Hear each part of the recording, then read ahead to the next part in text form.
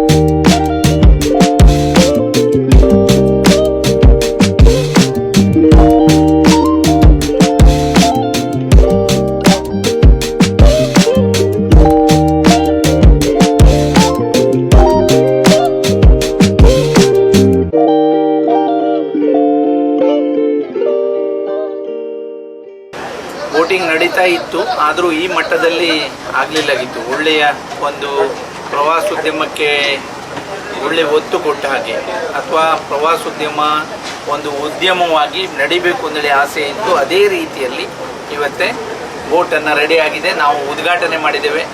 ಇದರ ಪ್ರಯೋಜನ ಎಲ್ಲ ಇಲ್ಲಿಯ ಸ್ಥಳೀಯರು ಉಪಯೋಗ ಆಗಬೇಕು, ಪ್ರಪಂಚದ ಮೂಲೆ ಮೂಲೆಯಿಂದ ಬಂದಂಥ ಎಲ್ಲ ಜನಕ್ಕೆ ಇದರ ಪ್ರಯೋಜನ ಆಗಬೇಕು. ಇದು ನಾನು ನೋಡಿದಾಗೆ ಈ ಕಡೆ ಎಲ್ಲೂ ಇಲ್ಲಾಗಿತ್ತು. ಇದು ಕೇರಳದಲ್ಲಿ ನೋಡಿದ್ದೆ, ತಪ್ಪಿದರೆ ದುಬೈಯಲ್ಲಿ ನೋಡಿದ್ದೆ, ಗೋವಾದಲ್ಲಿ ನೋಡಿದ್ದೆ. ಆ ರೀತಿಯಲ್ಲಿ ಅಷ್ಟೇ ಅದ್ಭುತವಾಗಿ ಮಾಡಿದ್ದಾರೆ. ಇದು ಹೆಚ್ಚು ಹೆಚ್ಚು ಪ್ರವಾಸೋದ್ಯಮ ಅಥವಾ ಪ್ರವಾಸಿಗರಿಗೆ ಅನುಕೂಲ ಆಗುವ ರೀತಿಯಲ್ಲಿ ಪ್ರವಾಸಿಗರು ಹೆಚ್ಚಿನ ಆಕರ್ಷಣೆ ಆಗಬೇಕು ಅನ್ನುವಂಥ ಉದ್ದೇಶದಿಂದ ಒಂದು ಕಡೆ ಮುರುಡೇಶ್ವರ, ಇನ್ನೊಂದು ಕಡೆ ಇಡಗುಂಜಿ, ಇನ್ನೊಂದು ಕಡೆ ಗೋಕರ್ಣ, ಅದರ ಮಧ್ಯದಲ್ಲಿ ಇರೋದು ಶರಾವತಿ. ಶರಾವತಿಯಲ್ಲಿ ಯಾವಾಗಲೂ ಇನ್ನೇ ಮಳೆಗಾಲ ಹೊರತುಪಡಿಸಿ ಬಾಕಿ ಎಲ್ಲ ದಿನವೂ ಏನು ಯಾರು ಪ್ರವಾಸಿಗರು ಬರ್ತಾರೆ ಅವರಿಗೆ ಅನುಕೂಲ ಆಗುವ ರೀತಿಯಲ್ಲಿ ಒಂದು ಟೈಮಿಂಗ್ಸನ್ನು ಫಿಕ್ಸ್ ಮಾಡಿ ಎಲ್ಲ ರೀತಿಯ ವ್ಯವಸ್ಥೆಯನ್ನು ಇಟ್ಟುಕೊಂಡು ಮುಂಜಾಗ್ರತಾ ಕ್ರಮವಾಗಿ ಅವರ ಏನು ಭದ್ರತೆ ಮತ್ತು ಯಾವುದೇ ರೀತಿ ವ್ಯತ್ಯಾಸ ಆಗದೇ ಇದ್ದಾಗೆ ಎಲ್ಲ ರೀತಿಯ ಅನುಕೂಲವನ್ನು ಮಾಡಿದ್ದಾರೆ. ನಾನು ಪ್ರಪ್ರಥಮ ಬಾರಿಗೆ ನಮ್ಮ ಪಂಕಜ್ ನಾಯ್ಕ ಅವರಿಗೆ ಅಭಿನಂದಿಸ್ತೇನೆ. ಭಾಳ ಧೈರ್ಯ ಮಾಡಿದ್ದಾರೆ. ಇದು ಸ್ವಲ್ಪ ಧೈರ್ಯ ಬೇಕು ಮಾಡಲಿಕ್ಕೆ, ಯಾಕೆಂದರೆ ಇದು ಫಸ್ಟ್, ಇದು ಸಕ್ಸಸ್ ಆದಮೇಲೆ ಎಲ್ಲರೂ ಮಾಡ್ಬೋದು, ಮಾಡಬಾರ್ದು ಅಂತ ಹೇಳಲ್ಲ. ಆದರೆ ಫಸ್ಟ್ ಮಾಡೋದು ಭಾಳ ಮುಖ್ಯವಾಗಿರ್ತದೆ. ಎಲ್ಲರೂ ಸ್ಥಳೀಯರು ಎಲ್ಲರೂ ಸಹಕಾರ ಮಾಡಿ ಪಂಕಜ್ ಅವರಿಗೆ ಒಳ್ಳೆಯದಾಗಲಿ, ಅವರು ಈ ಉದ್ಯಮಕ್ಕೆ ಇನ್ನು ಹೆಚ್ಚಿನ ರೀತಿಯಲ್ಲಿ ಎಲ್ಲ ನದಿಗಳಲ್ಲಿ ಇಂಥ ಬೋಟ್ ಹಾಕುವಂಥ ಶಕ್ತಿ ದೇವರು ಕೊಡಲಿ. ನಮ್ಮದಂತೂ ಎಲ್ಲ ರೀತಿಯ ಸಹಾಯ ಸಹಕಾರ ಇರ್ತದೆ. ಟೂರಿಸಂ ಇಲಾಖೆಯಿಂದ ಎಲ್ಲ ರೀತಿಯ ಸಹಾಯ ಸಹಕಾರ ಇರ್ತದೆ, ಸರ್ಕಾರದಿಂದ ಎಲ್ಲ ರೀತಿಯ ಸಹಾಯ ಸಹಕಾರ ಇರ್ತದೆ. ನಾವು ಅವ್ರ ಜೊತೆಲಿ ಇದ್ದೇವೆ.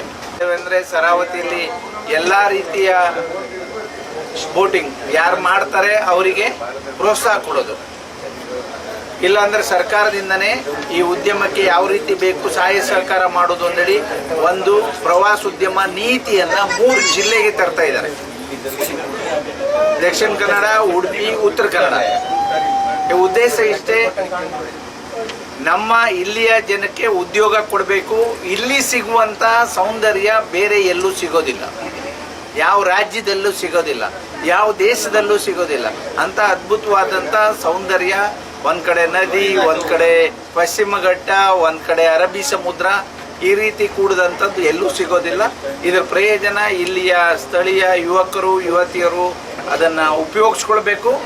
ಪ್ರವಾಸಿಗರು ಇದರ ಏನು ಇಲ್ಲಿಯ ಸೌಂದರ್ಯವನ್ನು ಸವಿಬೇಕು ಅನ್ನುವಂಥ ಒಳ್ಳೆಯ ಉದ್ದೇಶದಿಂದ. ಇನ್ನು ಈ ಸ್ಪೆಷಲ್ ಬೋಟ್ನಲ್ಲಿ ಪ್ರವಾಸಿಗರಿಗೆ ಆಸನಗಳ ವ್ಯವಸ್ಥೆ, ನದಿ ಅಥವಾ ಸಮುದ್ರದ ಬಿಸಿ ವಾತಾವರಣ ಪ್ರವಾಸಿಗರಿಗೆ ತಗಲದಂತೆ ಹವಾನಿಯಂತ್ರಿತ ವ್ಯವಸ್ಥೆ, ನದಿ ಇಕ್ಕೆಲಗಳಲ್ಲಿನ ಪ್ರಾಕೃತಿಕ ಸೌಂದರ್ಯವನ್ನ ಆಹ್ಲಾದಿಸುವ ಜೊತೆಗೆ ರುಚಿಕರ ಉಪಹಾರದ ವ್ಯವಸ್ಥೆಯನ್ನು ಕೂಡ ಈ ಸ್ಪೆಷಲ್ ಪ್ರವಾಸಿ ಬೋಟ್ನಲ್ಲಿ ಕಲ್ಪಿಸಲಾಗಿದೆ. ಈ ಬೋಟ್ನ ಮೇಲ್ಭಾಗದಲ್ಲಿ ನದಿ ಅಥವಾ ಸಮುದ್ರವನ್ನ ನೇರವಾಗಿ ವೀಕ್ಷಿಸುವ ಮತ್ತು ಫೋಟೋಗ್ರಾಫಿಗೂ ಅವಕಾಶ ಕಲ್ಪಿಸಲಾಗಿದೆ. ಉತ್ತರ ಕನ್ನಡ ಜಿಲ್ಲೆಯಲ್ಲಿಯೇ ಇದೇ ಮೊದಲ ಬಾರಿಗೆ ಈ ಸ್ಪೆಷಲ್ ಪ್ರವಾಸಿ ಬೋಟ್ ಅನ್ನ ಪರಿಚಯಿಸಲಾಗಿದ್ದು, ಈ ಬೋಟ್ನಲ್ಲಿ ವಿಹರಿಸಿ ಎಂಜಾಯ್ ಮಾಡಲು ನೂರಾರು ಜನರು ಆಗಮಿಸಿ ಖುಷಿಪಟ್ಟರು. ಸಚಿವ ಮಂಕಾಳ ವೈದ್ಯರು ಕೂಡ ಈ ಪ್ರವಾಸಿ ಬೋಟ್ ಅನ್ನ ವೀಕ್ಷಿಸಿದರು. ಬೋಟ್ನ ಚಾಲಕ ಸೀಟ್ನಲ್ಲೂ ಕುಳಿತು ಬೋಟ್ ಚಲಾಯಿಸುವ ಮೂಲಕ ಖುಷಿಪಟ್ಟರು. ತಮ್ಮ ಆತ್ಮೀಯರೊಂದಿಗೂ ಫೋಟೋ ಕ್ಲಿಕ್ಕಿಸಿಕೊಂಡು ಸಂಭ್ರಮಿಸಿದರು. ಈ ಸಂದರ್ಭದಲ್ಲಿ ಬೋಟ್ ಮಾಲಕ ಪಂಕಜ್ ನಾಯ್ಕ್, ಅವರ ಧರ್ಮಪತ್ನಿ ಕುಸುಮಾ ನಾಯ್ಕ್, ಪುತ್ರಿ ಅಕ್ವಿರಾ, ತಂದೆ ರಾಮನಾಥ್ ನಾಯ್ಕ್, ತಾಯಿ ಜಯಂತಿ ನಾಯ್ಕ್, ಕಾಂಗ್ರೆಸ್ ಮುಖಂಡ ಗೋವಿಂದ್ ನಾಯ್ಕ್, ಜಿಲ್ಲಾ ಪಂಚಾಯತ್ ಮಾಜಿ ಸದಸ್ಯ ಕೃಷ್ಣಗೌಡ, ಗುತ್ತಿಗೆದಾರ ಎಸ್ಕೆ ನಾಯ್ಕ್, ಕರವೇ ತಾಲೂಕಾ ಅಧ್ಯಕ್ಷ ಮಂಜುನಾಥ್ ಗೌಡ, ಪ್ರಮುಖರಾದ ಮಂಜುನಾಥ್ ನಾಯ್ಕ್ ಗೆರ್ಸೊಪ್ಪ ಇತರರು ಹಾಜರಿದ್ದರು. ಜೀವನದಿ ಶರಾವತಿ ಈಗ ಜೀವಂತ ನದಿಯಾಗಿದೆ. ಯಾಕಂತಂದರೆ ನಮ್ಮ ಪಂಕಜ್ ಅಂತ ಹೇಳುವಂಥ ಯುವಕರು ಉತ್ಸಾಹದಿಂದ ಏನು ಬೋಟಿಂಗ್ ಉದ್ಯಮವನ್ನು ದೊಡ್ಡ ಮಟ್ಟದಲ್ಲಿ, ಯಾಕಂದರೆ ಬೋಟಿಂಗ್ ಉದ್ಯಮ ಈಗಾಗಲೇ ಇದೆ, ಅದನ್ನು ಇನ್ನೂ ಒಂದು ಅಂತಾರಾಷ್ಟ್ರೀಯ ಮಟ್ಟ ದೊಡ್ಡ ಮಟ್ಟದಲ್ಲಿ ಆರಂಭ ಮಾಡಬೇಕು ಅಂತೇಳಿ ಉದ್ಯಮವನ್ನು ಆರಂಭ ಮಾಡಿದ್ದಾರೆ. ಅವರ ಉದ್ಯಮಕ್ಕೆ ಮೊದಲದಾಗಿ ಶುಭ ಕೋರ್ತೇನೆ. ಯಾಕಂತಂದರೆ ನಮ್ಮ ಜಿಲ್ಲೆಯಲ್ಲಿ ಉದ್ಯೋಗದ ಕೊರತೆ ತುಂಬ ಇದೆ. ಏನು ಇದು ಶರಾವತಿ ನದಿಯನ್ನು ಅಥವಾ ಪ್ರವಾಸೋದ್ಯಮವನ್ನು ಬಳಸಿಕೊಂಡು ಏನು ಉದ್ಯೋಗವನ್ನು ಸೃಷ್ಟಿ ಮಾಡಿಕೊಳ್ತಿದ್ದಾರೆ. ಇದೇ ರೀತಿ ಎಲ್ಲ ಯುವಕರು ಏನು ಪ್ರವಾಸೋದ್ಯಮವನ್ನು ಬಳಸಿಕೊಂಡು ತಮ್ಮದೇ ಆದ ಒಂದು ಶೈಲಿಯಲ್ಲಿ ಉದ್ಯೋಗವನ್ನು ಕಂಡುಕೊಳ್ಬೇಕು. ಅದಕ್ಕೆ ನಮ್ಮ ಸಚಿವರು ಸಹ ಈಗಾಗಲೇ ಉದ್ಘಾಟನೆಯನ್ನು ಮಾಡಿ ತಮ್ಮ ಒಂದು ಸಂಪೂರ್ಣ ಬೆಂಬಲವನ್ನು ಸೂಚಿಸಿದ್ದಾರೆ. ಮುಂದಿನ ದಿನಗಳಲ್ಲಿ ಎಲ್ಲ ಯುವಕರು ಶರಾವತಿಯ ಒಂದು ಏನು ಇಲ್ಲಿರುವಂಥ ಪ್ರವಾಸೋದ್ಯಮವನ್ನು ಬಳಸಿಕೊಂಡು ಒಂದು ಉದ್ಯಮವನ್ನು ಆರಂಭ ಮಾಡಿಕೊಳ್ಳಿ ಅಂತೇಳಿ ಕೇಳ್ಕೊಳ್ತಿದ್ದೆ. ಧನ್ಯವಾದ.